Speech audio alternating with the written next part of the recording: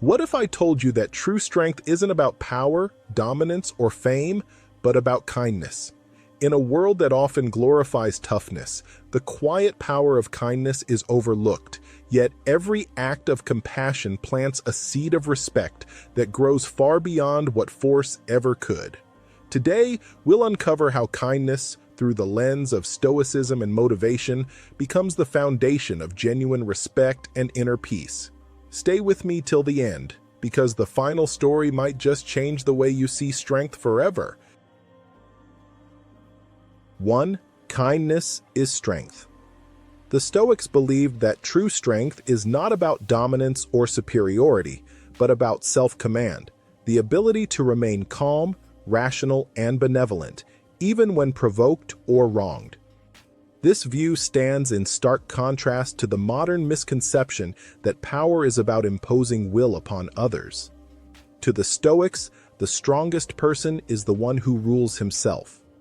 Marcus Aurelius, Epictetus, and Seneca all wrote that kindness is not a weakness, but rather a deliberate discipline, an act of moral courage. Imagine a warrior standing in the midst of chaos. The battle rages, insults are hurled, and anger burns around him, yet his mind remains tranquil. His sword is sheathed not because he cannot fight, but because he chooses not to. That is the essence of Stoic strength, the ability to act with compassion when cruelty would be easier. Marcus Aurelius, perhaps the most powerful man of his time, embodied this idea repeatedly. There is a famous account of him being insulted in public, where instead of retaliating, he simply responded, "You do not know me well enough to judge me." In that moment, Marcus demonstrated that mastery over oneself is the highest form of mastery. He recognized that anger is a form of slavery, that to lose one's temper is to surrender control to another person. His calmness was not indifference, but clarity. By responding with gentleness, he retained his dignity and peace. Such behavior illustrates the Stoic conviction that emotional restraint is not suppression, but transformation, turning potential bitterness into understanding and potential violence into wisdom. Kindness, then, becomes an armor of the spirit. It protects one from the chaos of external events by redirecting energy inward toward what can be controlled: thoughts, choices, and actions. The Stoics understood that cruelty often arises from weakness, from insecurity, fear, and the need to assert dominance. But the kind person, secure in their self-knowledge, has no such need. They can afford to be gentle, for their strength lies not in the power to wound, but in the choice to heal. "It is the mark of a great mind," Seneca wrote, "to be calm amidst storms." The Stoic does not seek to crush others underfoot, but to elevate them, to live in harmony with reason and nature. In doing so, kindness becomes not a passive virtue, but an active philosophy, a daily act of courage, a discipline of the heart. 2. Key principle: kind people gain deep respect. Respect earned through fear is fragile. It vanishes when authority shifts, when the powerful fall, or when the fearful grow brave. But respect grounded in kindness, that quiet, enduring form of respect, remains long after titles fade. The Stoics taught that virtue is the only true good, and that the virtuous person naturally earns admiration not through force, but through character. When we act with justice, patience, and compassion, we inspire a kind of reverence that outlasts position or wealth.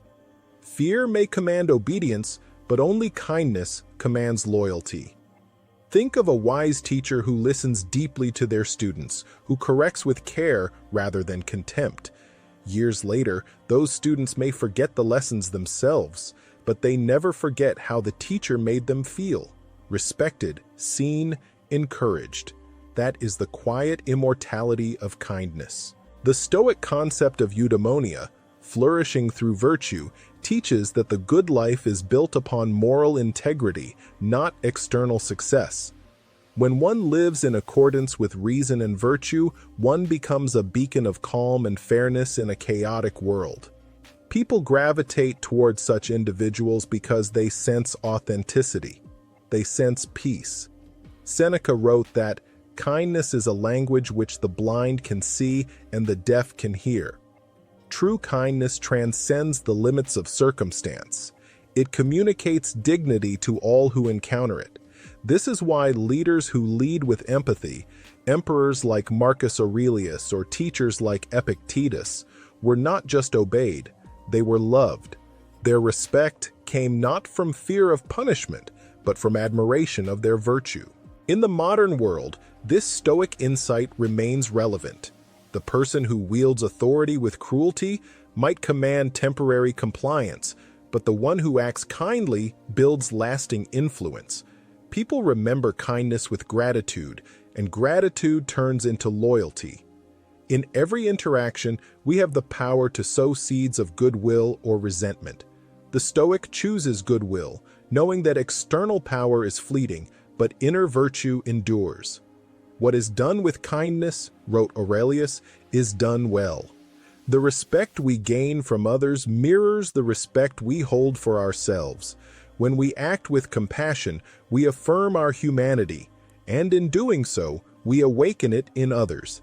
That is why, for the Stoic, kindness is not only a moral duty, but a source of profound strength. It connects us to others, ensures harmony within ourselves, and builds a legacy that time cannot erode. 3. Practical strategies. Offer help, use gentle words. The Stoics were not abstract philosophers. Their wisdom was meant to be lived. Kindness for them was a practice, something cultivated through daily action, reflection, and restraint. Seneca once said, "Wherever there is a human being, there is an opportunity for kindness." That simple line captures the essence of Stoic ethics, that every moment, no matter how ordinary, is a chance to embody virtue. The Stoic does not wait for grand opportunities to show benevolence. They begin with small gestures, offering help, listening patiently, choosing gentle words over harsh ones. In this way, kindness becomes a habit, woven into the fabric of daily life. Consider a workplace where frustration runs high and tempers flare. A single kind act, staying late to help a colleague, offering a word of encouragement, or listening without judgment, can change the entire atmosphere. These moments of quiet generosity do not demand recognition.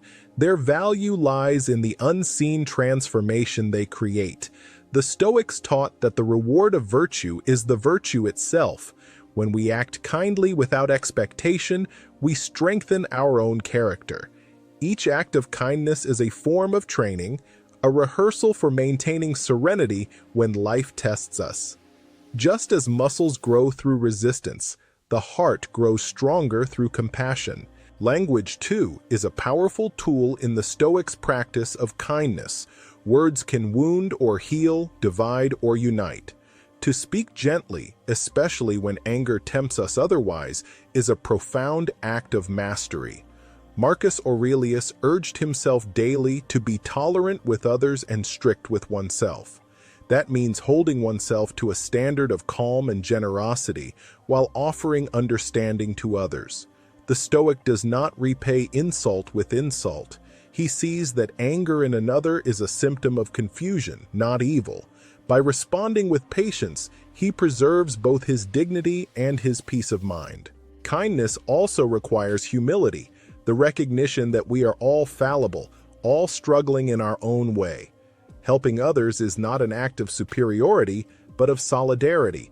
When you assist someone without expecting repayment, you affirm a universal truth the Stoics held dear, that we are all parts of a single whole. What injures the hive, Marcus wrote, injures the bee. Every act of kindness strengthens the collective good, just as every act of cruelty weakens it. Start small, the Stoics would say. Smile at a stranger. Forgive a slight. Lend a hand without counting the cost. Kindness compounds, not in material wealth, but in inner peace. Over time, such practice reshapes the soul, turning impulse into wisdom and reaction into reflection. That is how Stoicism transforms kindness from a mere emotion into a daily discipline and a source of unshakable strength. 4. A community leader admired for kindness. In a quiet town surrounded by green hills and winding rivers, there lived a woman named Amina who had spent years building trust among her neighbors. She was known not for wealth or authority, but for her steady kindness, the sort of kindness that listened before it spoke, that gave before it asked, and that stood firm when others faltered. Her leadership wasn't declared, it was earned through action. People came to her for advice, comfort, or guidance, not because she demanded it, but because she embodied calmness in a world that often felt uncertain. Then, one year, tragedy came without warning. Torrential rains poured for days, and the river that had once nourished their farms overflowed its banks. The floodwaters destroyed homes, fields, and livelihoods. Families lost everything: their shelter, their crops, even their sense of security. Amid the chaos, Amina's own house was reduced to a skeleton of mud and broken wood. She could have mourned in silence, retreated to her pain, or waited for outside help. But instead, she rose before dawn the very next morning and began organizing the town's recovery. She gathered volunteers, formed work teams, and divided tasks, not as a commander issuing orders, but as a neighbor extending a hand. Her first focus was not her own home, but the homes of others. She helped an elderly couple rebuild their roof. She coordinated food supplies for children, and she walked through muddy streets to ensure that every person had water and warmth. When people insisted that she should repair her own loss first, she smiled and said, "If we rise together, we all rise faster." That became the spirit of the town. Under her example, despair turned to cooperation. Strangers helped strangers, families shared tools, and the rhythm of rebuilding carried a quiet dignity. Months later, when the town was whole again, people spoke of Amina with reverence. She never sought recognition, but she received something far deeper: genuine respect and enduring love. Her name became synonymous with compassion and strength. The children who watched her work grew up believing that kindness was not weakness, but power. The elders, who had once seen leadership as something distant and commanding, began to understand it as something humble and shared. Amina's legacy became woven into the moral fabric of her community. From a Stoic perspective, Amina's actions perfectly reflect the philosophy's essence. Stoicism teaches that virtue, the alignment of will with reason and nature, is the only true good. Wealth, status, and comfort are indifferent. What matters is how we act when fortune tests us. Like Marcus Aurelius wrote, "Waste no more time arguing what a good man should be one." Amina didn't preach about values, she embodied them. Her composure amid loss demonstrated the Stoic ideal of focusing on what is within one's control. She could not stop the flood, but she could choose how to respond. In that choice, she found freedom and strength. Her story reminds us that kindness is not a soft virtue. It is a disciplined practice. It requires courage to give when you have little, patience to serve when you are tired, and wisdom to see others' needs as equal to your own.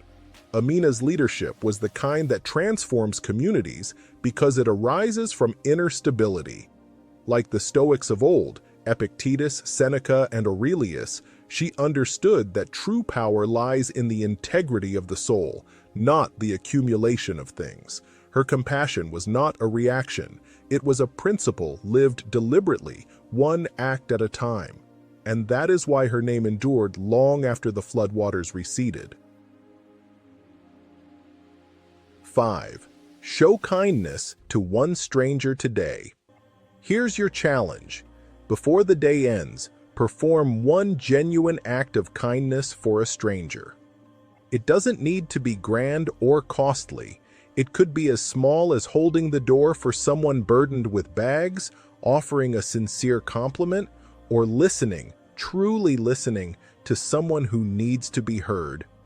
In a world that rewards speed and self-interest, kindness is a quiet rebellion. Every act, however small, strengthens your spirit and builds the kind of character the Stoics revered. Think of this as a daily exercise in virtue. Just as the body grows stronger through consistent movement, the soul grows stronger through repeated acts of goodness. Marcus Aurelius reminded himself daily, "If it is not right, do not do it. If it is not true, do not say it." Kindness is simply the habit of choosing what is right, moment after moment. The opportunity is always near. You meet people every day carrying unseen burdens, a weary cashier, a nervous student, a neighbor who seems withdrawn.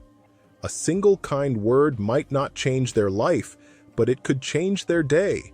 And in Stoicism, that is enough.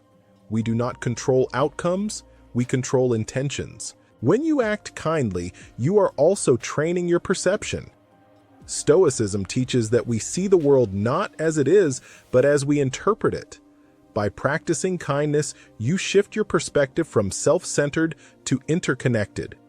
You begin to notice that others' struggles mirror your own, that humanity is one shared condition of imperfection and endurance. Seneca wrote, "Wherever there is a human being, there is an opportunity for kindness." That truth dissolves the illusion of separation. You start to understand that your peace and the peace of others are not competing, they are complementary. And here lies the Stoic paradox. When you give freely, you gain more than you lose. Kindness disciplines your ego. It forces you to act from principle rather than pride. It reminds you that while you cannot control the behavior of others, you can always govern your own. The rude driver, the impatient colleague, the indifferent passerby, all are tests of your inner steadiness. Will you let them disturb your composure, or will you respond with equanimity and grace? Each time you choose kindness over irritation, you prove mastery over yourself. Make this a deliberate practice. Today, choose one stranger. Offer them the gift of your attention or your help. Do it quietly, without expecting thanks or recognition. Let it be an offering to your own soul, a rehearsal of virtue. If you repeat this often enough, kindness becomes instinctive, not forced. Your actions will begin to influence others without words. People will feel calmer in your presence, more open, more trusting, and that is how communities heal, not through speeches or slogans, but through thousands of small, conscious acts of goodness. So, before this day fades, look around you.